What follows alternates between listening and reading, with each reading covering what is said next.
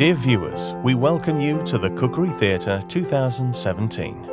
Today's guest is celebrity chef Philip Juma. Let us see, what is he cooking for us today? This is a saffron chicken dish that is very close to my heart. It's kind of based on a family classic that was it was a very communal dish with my family home, like a real middle of the table buffet style, and we basically used to have this in a very kind of thin sauce, so there was like a lot of lemon juice, almost like a soupy dish. Okay. And I've kind of tried to reinvent this a number of times to make it, I guess, a little bit more refined and a little bit more contemporary, and I've just basically concentrated solely on getting the saffron sauce exactly how I want it, because I love saffron and I just think it's amazing with chicken. And there's some other spice notes in there as well. And we're going to do a nice little potato, kind of cube potatoes with it to give it some texture and some body, and to make it a little bit more filling for these guys. So you're using chicken thigh that's been boned out? Yeah, boneless? Bones off, skin on, because we want to get the skin nice and crispy.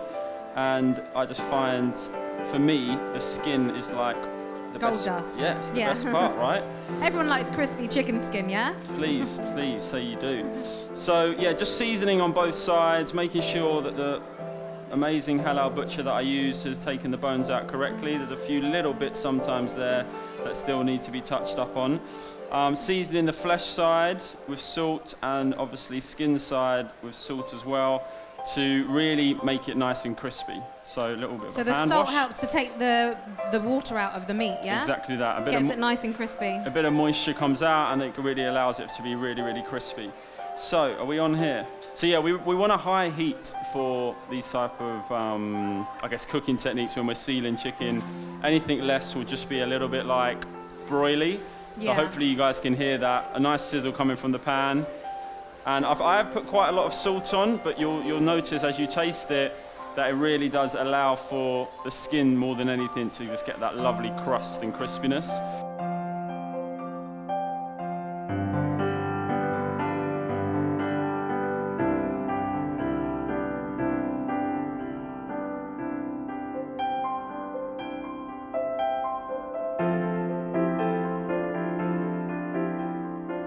I'm going to be moving on to the saffron sauce. So, thus far, I've just really finely sliced some shallots. Banana shallots I find are a little bit more sweeter and less harsh than your normal onions. You don't have to be too finicky. That's them. You don't have to be too finicky on the chopping, because depending on how fancy you want to do it, you can pass it through a sieve later. I've minced the garlic. When cooking with garlic, the finer you prep your garlic, the more powerful, more potent it is.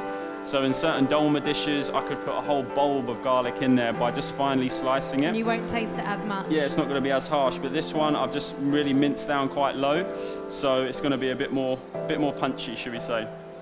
So now this is your saffron sauce. Yeah, so onto the saffron sauce. I will switch pans. First of all, we're going to go in with our finely diced shallots. Now for me, I always like to season the onions quite early, so a little bit of salt in there gets out that bitterness. I don't know about you, but I always find it just allows for a better cooking process. So we've got some aromats here that are going to be added to the saffron sauce. Hopefully you guys can see these.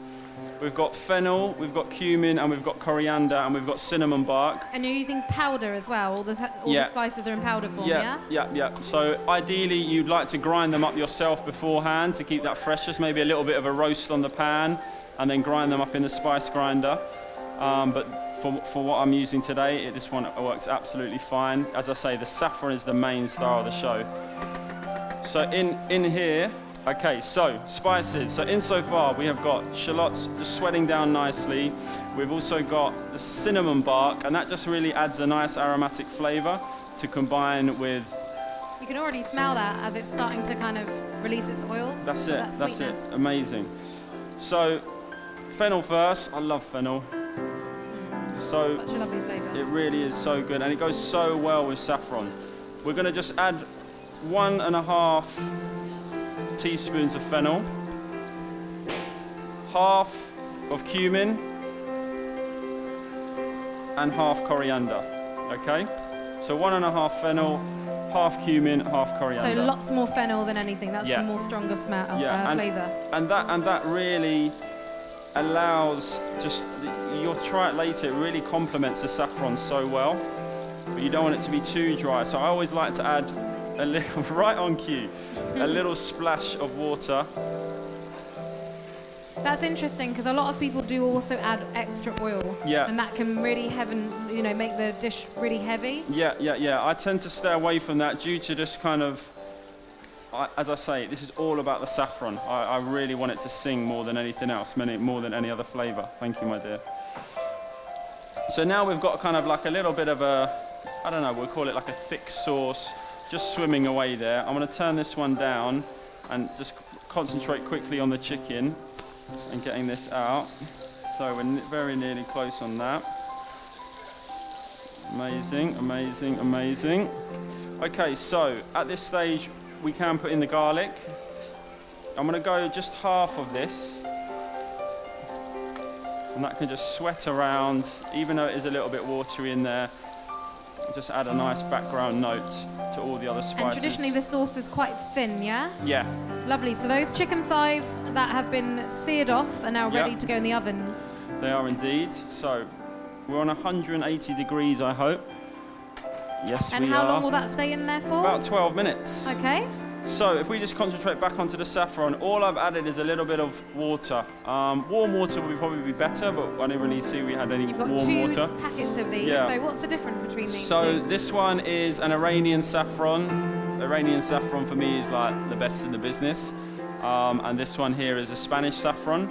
I'm giving you guys the Iranians. So yeah, it's just a really, really like, for me, just the quality, I just think you can't beat it. And you've just added some water into the pestle and mortar with the saffron? Yeah, so the reason why I'm doing this is to allow for the saffron strands to bleed. So to this sauce is going to be the saffron next, and then we're also going to add some chicken stock. And that is, chicken stock's really essential for this part of the dish, because a lot of jarred stocks and a lot of, you know, that colour's amazing. Quick and easy, yeah, they're very vibrant, very fresh. And again, just getting the most out of this saffron. Because some people actually just throw saffron into things, and actually it kind of upsets me being used that way. You have to really, you know, again, the cost of this ingredient is just unbelievable. They say more expensive than gold, and it is the most expensive spice in the world, isn't it? Right, so, you know, I think that in itself tells us. So you're adding some chicken stock to this? Yeah, chicken stock's going into the pan now, and I'm going to try and bring that up to the boil ASAP, just to really get that saffron and all the flavours just infused nicely. And would you normally use a homemade chicken stock? Is that what 100%, always homemade. Just, you know, roast your chicken bones ever so slightly. You don't want it like too brown, but, you know, brown chicken bones into a pot. Cold water, bring it to the boil. A lot of people add your celery, your carrots, your onions, but I never do that. I always skim the fat first to make it a clean broth, and then I add my flavouring. Yeah.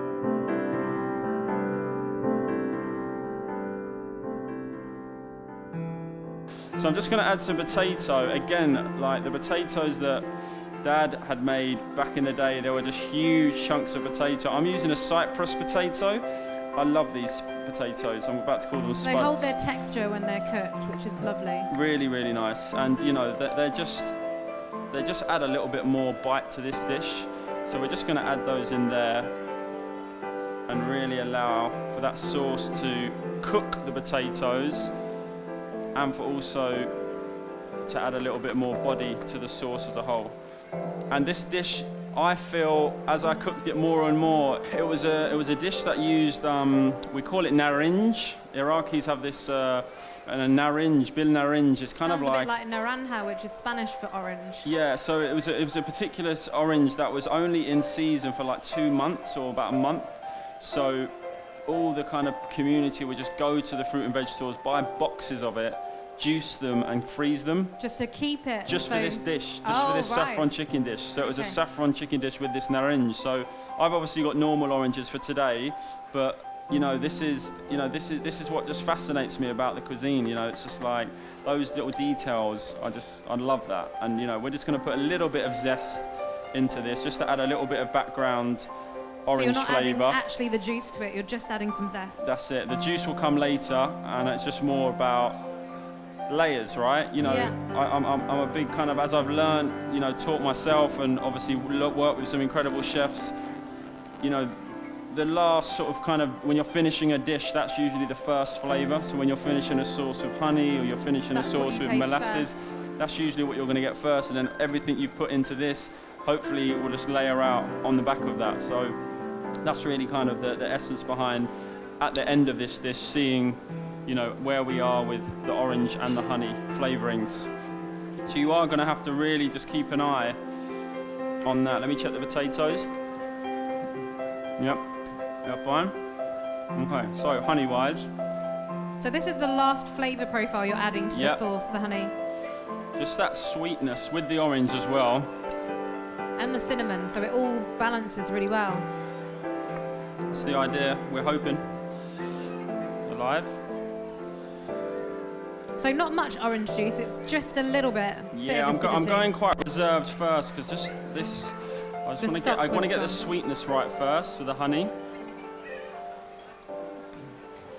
So we wanted a high heat when we were cooking this, and we've allowed for the thighs to just get a little bit more crispy on their skin. I'm just going to make sure that they are all cooked for you lovely people.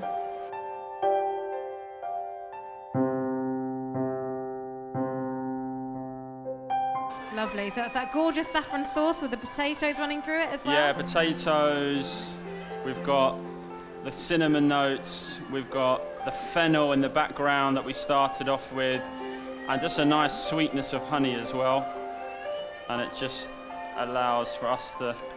And now what's this dish called in Iraq? How would you say it? Dijaj is chicken, so dijaj bil naranj. Dijaj. That's Arabic, isn't it? Arabic, yeah, exactly Okay. that. Lovely. So I just want to ask everyone to put their hands together for Phil Juma from Juma Kitchen, everyone. Thank you, and the Thank lovely you. Shalina. Thank you very much.